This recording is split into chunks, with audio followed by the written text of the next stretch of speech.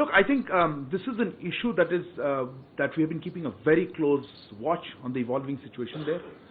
It has happened over the last, I would say, the conflict is over the last 4-5 days. The fighting has broken out. I think last Friday it was. I think 14th it started. Our mission in Khartoum has been in contact with the Indian community there, as you mentioned yourself, I think one of you, through multiple channels, informal, formal. Our embassy has issued several advisories, which you would have seen. In New Delhi, as some of you mentioned, we have set up a 24/7 dedicated control room for providing information and assistance, and the coordinates of those control rooms has been shared publicly. We are engaged with countries in the region and other countries that have a key role to play, particularly US, UK, Saudi Arabia, and the UAE. As you already know, External Affairs Minister spoke to his counterparts from Saudi Arabia and UAE. He has today spoken to his Egyptian counterpart. Our ambassador in Washington, D.C. and our High Commission in London are in touch with the respective host governments. We are also working with the various UN bodies that are present there. As you know, UN has a significant presence on the ground. External Affairs Minister is currently in New York, and he is likely to meet UN Secretary General later today and to discuss the developments in Sudan. In terms of the situation on the ground, as you are aware, there's been an unfortunate death of an Indian national. His body is currently at a hospital. Finally, after a lot of effort, we've been able to get that body moved from his apartment complex into a mortuary in a hospital, and we are seeing how to get that body either back or his family evacuated. We'll see. Our embassy is in touch with the family of the deceased as well as the medical authorities there. Just to give you a sense, look, the situation on the ground continues to be quite tense. It remains very tense, which renders any movement very risky. So currently our focus is on ensuring the safety and well-being of the individuals wherever they are located. I'll come to some of the questions that you specifically answered, but largely we are monitoring it. We are in touch with the people. Let me emphasize that, look, we understand the difficulties people are facing. The situation on the ground, as I mentioned, is changing. It's quite fluid. There are incidents happening at various locations, and we are advising the community members who are reaching out. In fact, there are mechanisms. They have signed up to a form where they're giving all the details, so we have some sense of how many people are there. But again, the power is patchy, internet connectivity is patchy, so we're not sure yet how many finally will be there. Let me try to answer some of the specific questions that have been asked. Look, on the number of people, I think Abhishek, you had asked, and I think Umashankar ji, आपने भी पूछा था. देखिए, जैसे External Affairs Minister has said, we don't want to get into the details how many and what locations for security reasons. Right now, that is something that would affect, we feel, that the security and safety of those people. I wanted to assure you that we are actually in touch with them. We are calling them. I see a lot of social media posts saying, oh, this group has not been contacted, or a certain set, person from this tribe or some. I assure you they have been contacted even as we came in. We had outreach. We are trying to reach out to them in their local languages, trying to reassure them that it is perhaps the best that they stay where they are or somewhere close by, because movement on the streets currently is unsafe. So that would be my response in terms of how many there. जैसा मैंने कहा, कितने लोग हैं, कहाँ हैं, ये अभी हम आपके साथ नहीं शेयर कर पाए हैं सिक्योरिटी रीजंस के लिए, पर हम सबसे संपर्क में हैं. There was a question regarding what kind of, I think Manas, you asked, UAE, Saudi Arabia, I mentioned that. Look, I think almost all countries and the citizens are having the same difficulty. The airport is non-operational. There is intense fighting going around in various parts of the country, and in the city, particularly in Khartoum.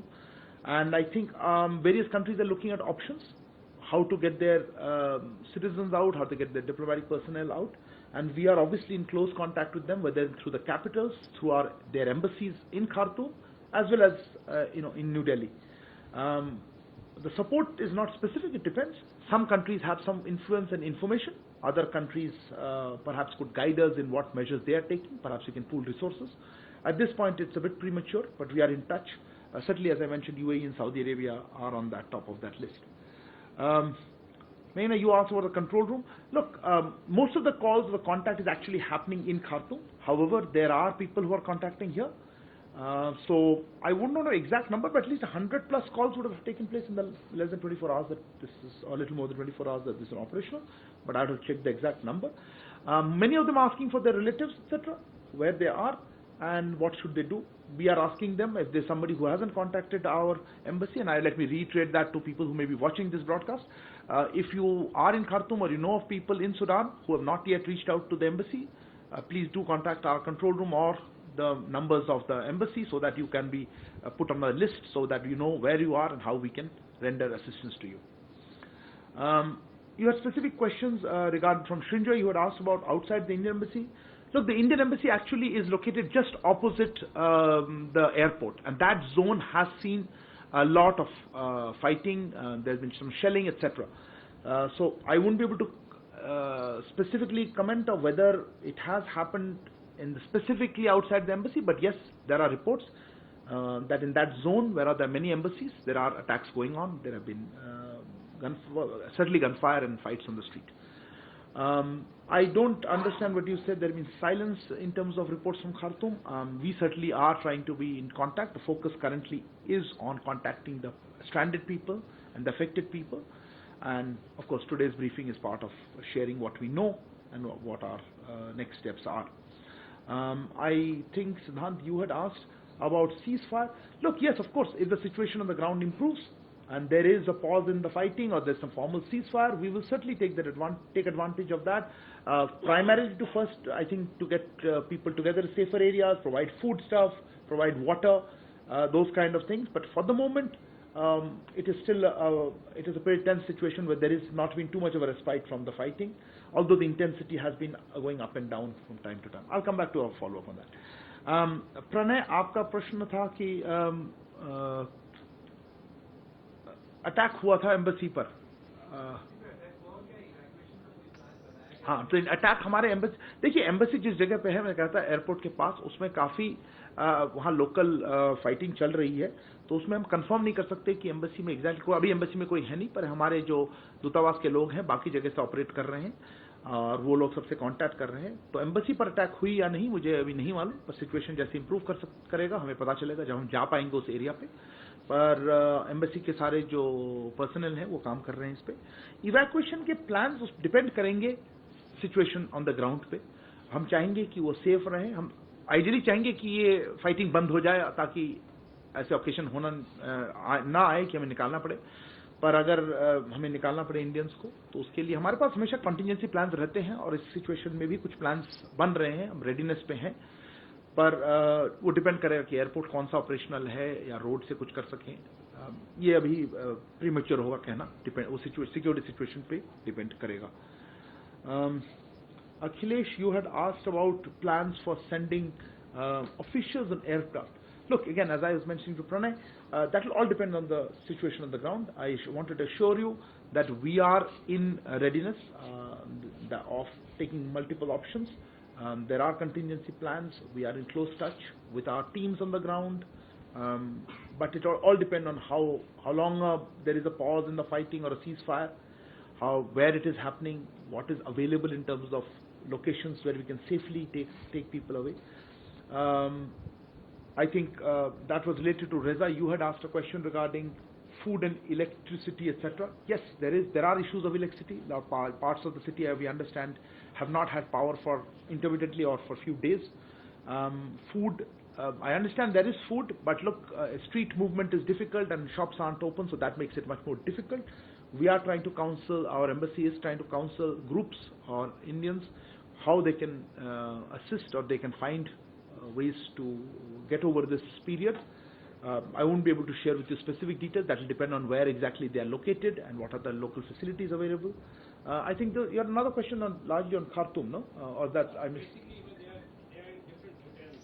So no, yes, they are in different parts. Either they are hotels, some of them in housing. Remember, this happened very quickly, and I don't think people were able to find other options. But yes, we are in touch with them. Everybody is safe and sound.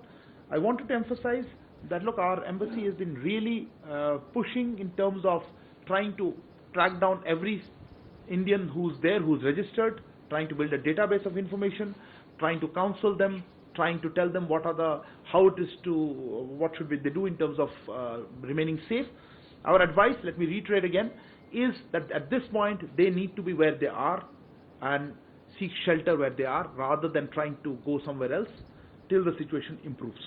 And this is something, obviously, an evolving situation. We are monitoring it very closely, and we will certainly not only be in sharing with you, of course, the information, but on a more real-time sharing that with the people who are in touch with the embassy, what happens, developments there. Let's hope for the best, that the situation improves. And again, if any Indian national is not in touch with our embassy team and requires assistance, they're requested to contact our embassy or the control room in New Delhi. And hopefully our situation, we will see better situation in the next few days. But as of now, the situation remains tense. Is there anything related, any follow-up to this, Sudan? Before, with the microphone, please. So the clarification is regarding, I heard you said that EAM is in New York. Yes. To discuss the situation in Sudan. Is it regarding that? Okay. What was the other question? Somebody answered a question? Yeah, Yoshi? On Sudan, right? No, I'll come back to non-Sudan. You said something else other than Sudan. Sudan? Yeah. Yeah. There's a microphone.